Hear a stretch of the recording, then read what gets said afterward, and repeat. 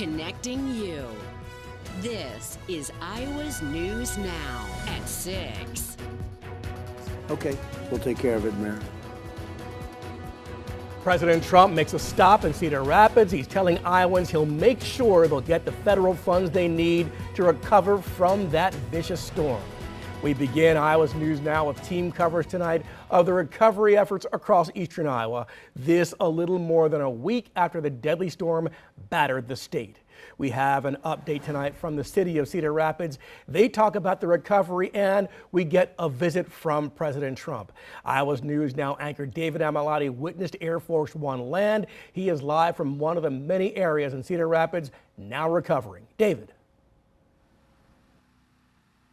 Christopher, we're just in one Cedar Rapids neighborhood, and they all still look pretty much the same more than a week later after Monday's derecho. Just take a look behind me. You have trees damaged, splintered down to the root. You got these wires hanging across the roadway, dangling here in the street, sites that the president didn't see up close because today he never left the airport.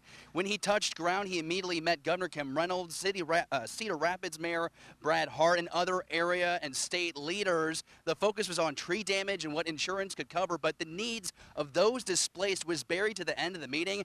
And now we're learning that individual assistance for those displaced could take even a week longer to reach here. At times, the president's stop in Cedar Rapids Tuesday felt more like a campaign stop than an evaluation of the destruction in Iowa. We're going to the border in a little while, and we're going to see the wall, part of the wall that has been built. We're up to almost 300 miles. Can you believe that? The state reports 43% of its crop destroyed. The president was curious about Iowa fulfilling a recent order for corn. The largest order of corn in history. Did you know that last week? Yeah. From, of all groups, China. Governor Reynolds requested a disaster declaration on Sunday. It called for nearly $4 billion from the federal government. President Trump signed off on the public portion of the funding to help businesses recover, but did not sign off on the individual assistance to help residents recover, which left local leaders pleading with the president. Are you pretty well covered with insurance, sir? I mean, you have good I hope clauses. so, but the trees in my yard will cost me lots of money. But I can handle that, but there's so many Iowans who cannot. So that would be a great help All right, for good. We'll take thousands a look at of those. You know about that? And it's actually part of the disaster declaration, and we're actually accumulating the damage and the numbers, and we'll be able to add that on, and we should be able to do that in a short amount of time. Governor Reynolds agreed it could take another week for that accumulation to be finished to turn on the individual assistance. How many people will that affect? Well, I think it could affect 55,000 people at least, because 55,000 buildings, homes, mainly homes, and businesses were impacted by that. Amazing. It's big. All right? It's amazing. Okay, we'll take care of it, Mayor.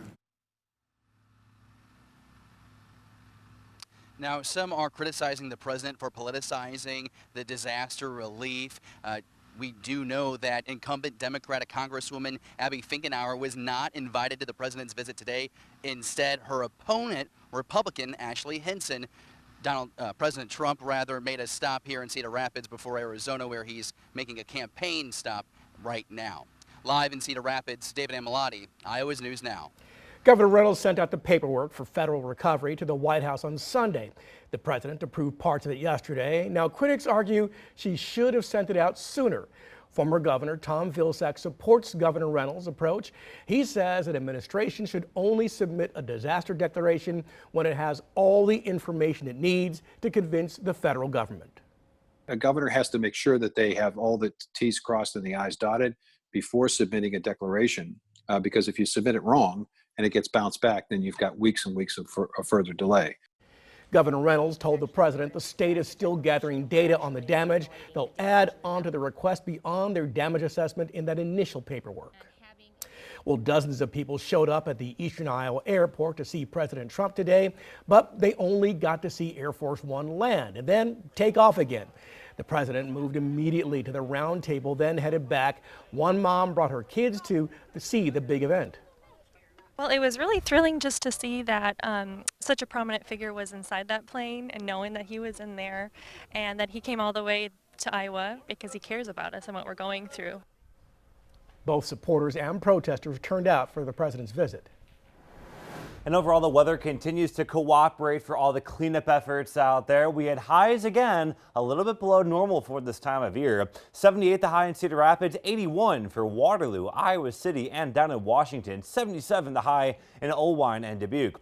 A live look over Cedar Rapids, a lot of bright blue skies out there, beautiful sunshine, low humidity, overall a pretty nice afternoon. The radar and satellite view shows just a few of those fair weather clouds moving through the area, otherwise pretty quiet, and it'll remain quiet and cool tonight, so those without power can enjoy some cooler temperatures back in the mid-50s under clear skies. Looking ahead, temperatures will slowly increase, and there is a lone chance for a few storms. We'll time it out in your Weather First forecast coming up. Thank you, Nick. The big question now for tens of thousands of people still in the dark: when will my power come back? The city of Cedar Rapids and Alliant Energy gave an update today. Iowa's News Now continues team coverage. Reporter Shannon Mowdy is live. And Shannon, what does Alliant say about when they'll restore power to the rest of those customers? Christopher, Alliant Energy Vice President Joel Schmidt says the situation is fluid. The goal is to have more than 90% of the nearly 260,000 customers without power back up by midnight tonight. Schmidt says as of 2 o'clock this afternoon, 214,000 customers have had power restored. Alliant has over 1,500 boots on the ground in Lynn County alone, bringing in help from across the country and even Canada. Schmidt couldn't say if those crews were on track to hit that midnight 90% deadline, but he did say that every quadrant in Cedar Rapids has been worked on. A lot of daylight left today, but really our goal is everybody.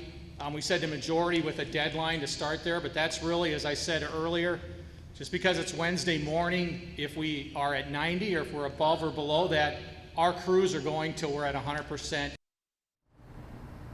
Schmidt did say that there are still around 40,000 customers that don't have power, and the Iowa Utilities Board says most Iowans will have power by tonight except in Marion and here in Cedar Rapids. The board reports the new estimates that those two cities will have full restoration by Friday. Live in Cedar Rapids, Shannon Mowdy, Iowa's News Now. And as Shannon just told you, crews are working to get the power back on. Tonight, they warn not all customers will get their lights back on once the lines are up and running. Alliant says you are responsible for repairs if you have damage to your home's connection to the power grid. New at 6, a resource center to help storm victims is moving. The center at the Rock Center is now located at Metro High School. It's just down the block, but the city says congestion at the Rock Center created safety concerns. The other 4 centers are St. Paul Methodist Church, Taylor Elementary, Northwest Rec Center, and the Ladd Library. Right now, this is a great time to connect with Iowa's News Now on all your screens. Download our free news and weather apps. Follow us on Facebook and Twitter. Visit our website, iowasnewsnow.com. Our website has everything you need to know about storm recovery. Storm damage is forcing people out of their homes. I'm Sydney Holzfaster, and ahead I'll tell you how volunteers are stepping in to help.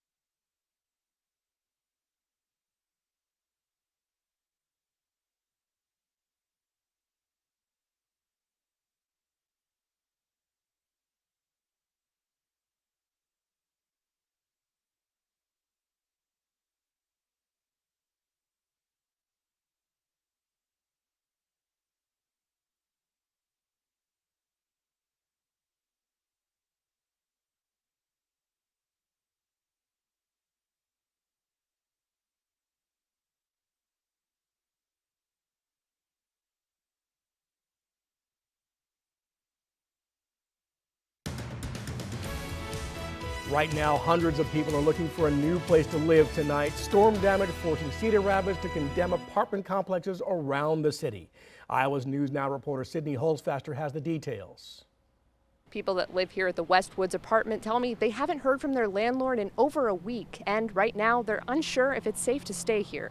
It's been stressful because we're trying to figure out if our apartment complex is going to be condemned, because we haven't heard anything from our landlord. Less than a block away at the Cedar Terrace apartments, the buildings are being condemned and people are moving out. Smith says despite the damage to her apartment complex, the landlord has been silent. And in the apartment above, I had to fix this, my flashlight. Monica Sese says her home is no longer safe. My room, my son's room, the ceiling just fall on top of all the clothes. We have to trash them. And despite multiple calls, she's still left without answers. I started calling till the day ends. And then the next day I had to go there with my neighbors. We drove there and then nobody was there. I reached out to Affinity Properties, the company that owns this complex, and they tell me they haven't been out to assess the damage and they don't know if they'll be returning deposits if these buildings are condemned. In Cedar Rapids, Sydney Holzfaster, Iowa News Now. And right now, high pressure is moving in, which keeps things pretty calm and quiet. Both a blessing and a curse. Good for cleanup, bad for farmers who need some water in the fields. We'll talk about when the next best chance for rain, though, arrives in Weather Base forecast next.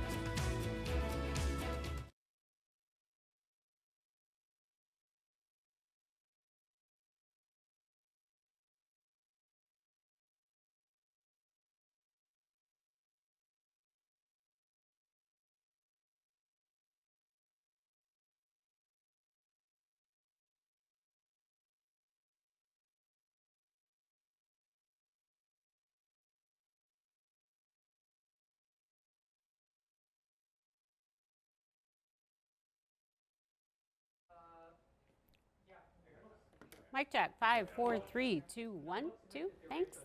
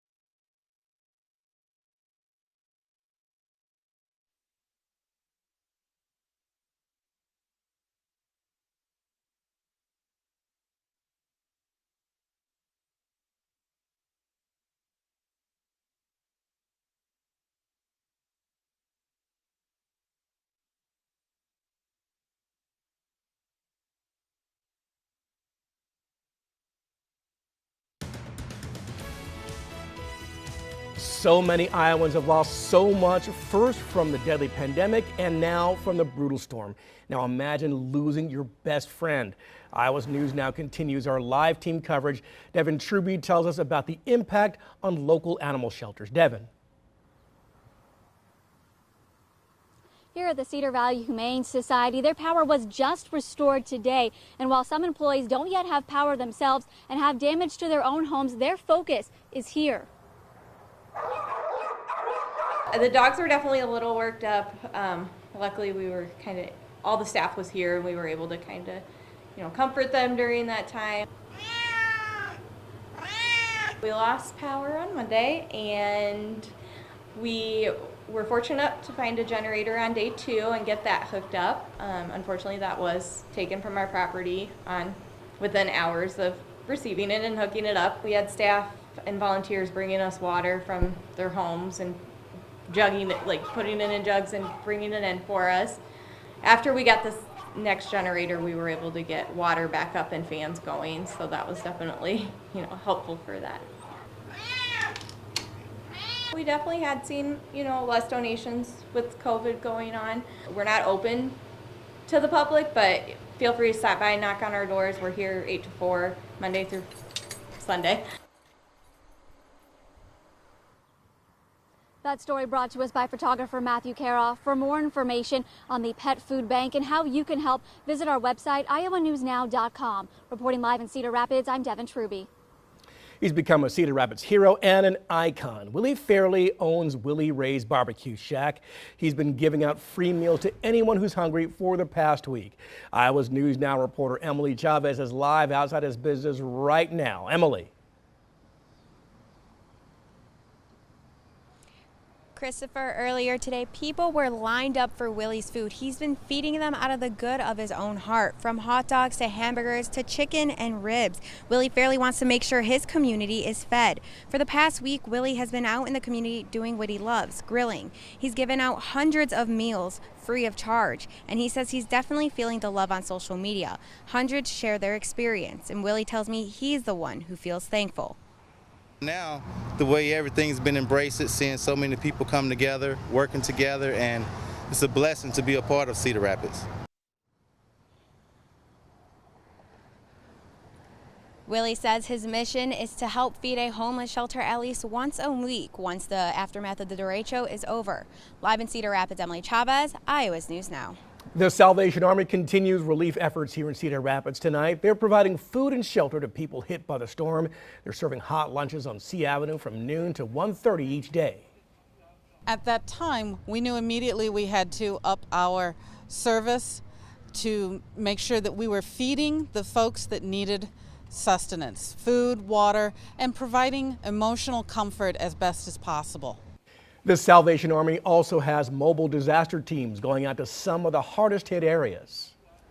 And for all the cleanup that has to be done outside, all those helping outside as well, the weather has been very cooperative over the last 8 days. Right now in Iowa City, a lot of sunshine, 79 degrees in Coralville. We're at 50 for the dew point, so that is very comfortable air for this time of year. Anytime you see humidity values in the 30% range, that's a good thing in August. The radar and satellite view, just a few of those passing clouds through the area overall, and as the clouds begin to fade out, that means high pressure is building back in. As we go through tomorrow afternoon, temperatures will climb back up into the low 80s under lots of sunshine after a pretty cool start back in the mid 50s. We'll take those cooler temperatures overnight with all those still without power, a little bit of that free AC.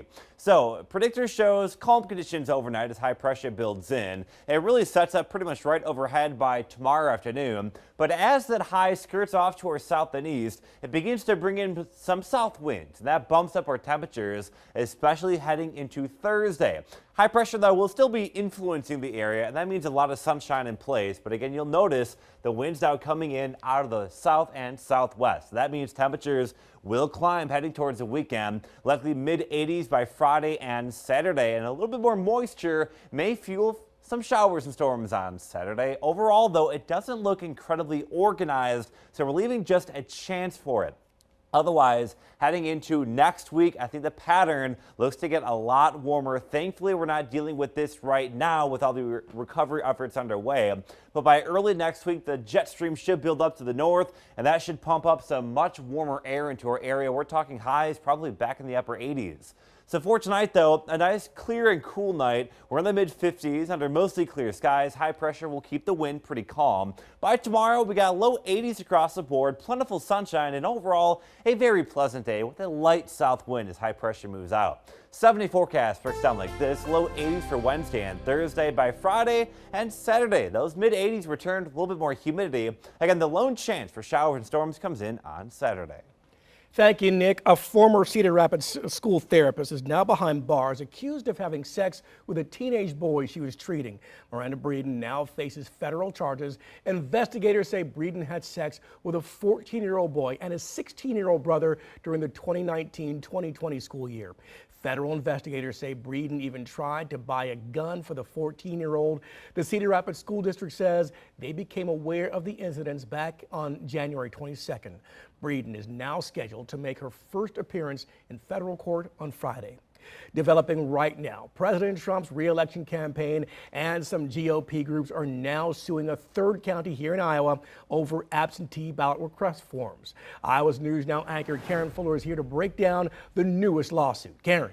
Christopher, Woodbury County is the latest to be challenged in court for sending pre-filled out absentee ballot request forms to voters with information such as the voter's PIN number. Voters review the form, sign it, and return it. And after October 5th, they'll receive a ballot in the mail.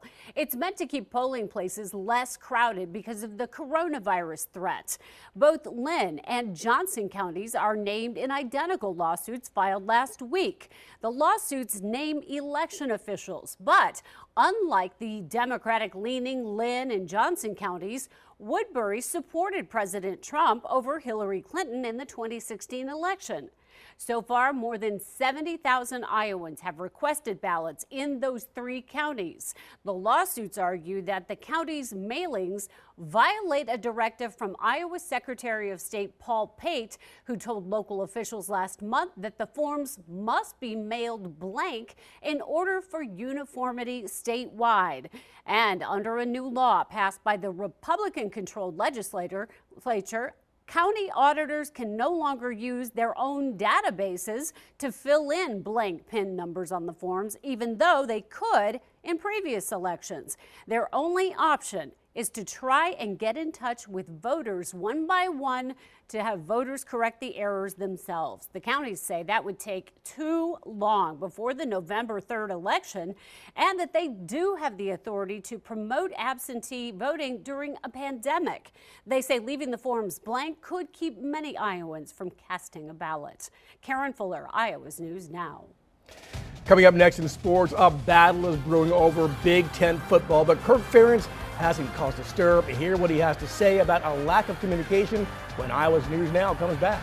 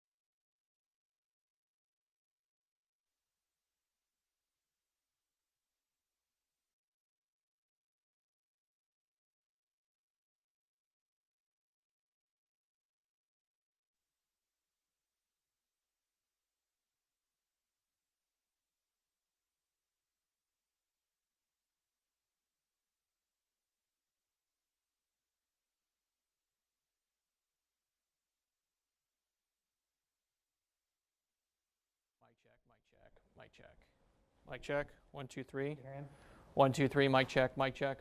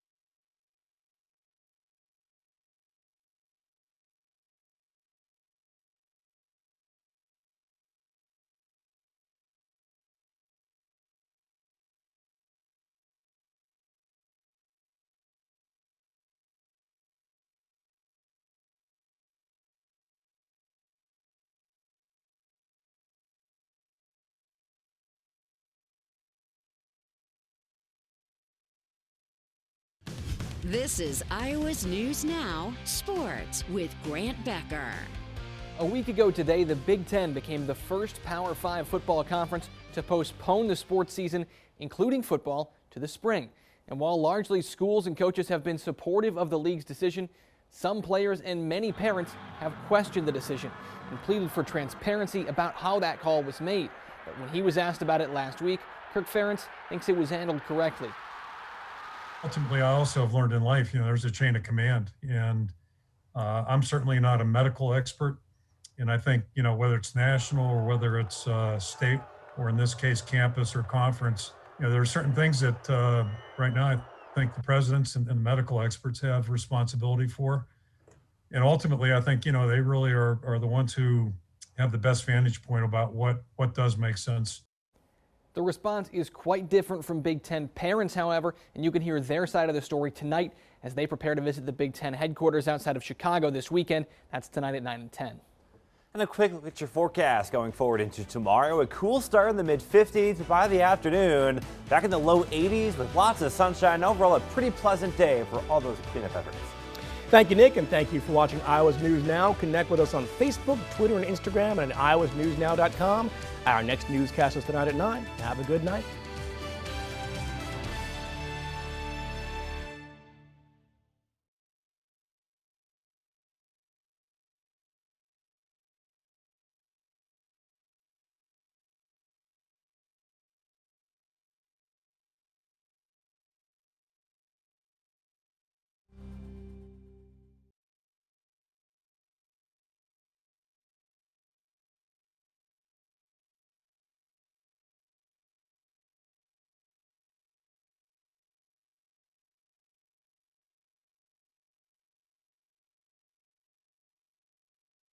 On your interview, I heard you talking about the timeline. Sure.